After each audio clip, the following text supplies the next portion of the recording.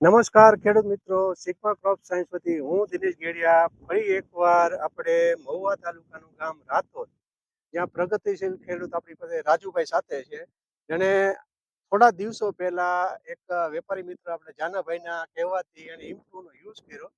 તો શું પ્રભાવ પડ્યો મગફળીની અંદર જે વાપર્યું છે, તો ખાલી 3 વીઘાની અંદર વાપર્યું છે અને 2 વીઘાની અંદર નથી વાપર્યું.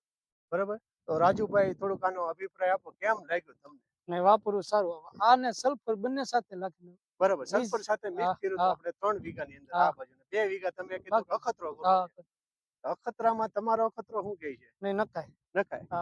બરોબર છે. આપણે આ જોઈ મગફળી આમાં આ બધું નાખેલું છે. બરાબર. આ થી બાકી રાખે. આ 2 વીઘા બાકી ને બાકીનો 3 વીઘા યુઝ કર્યો. શું ફરક શું દેખાણો?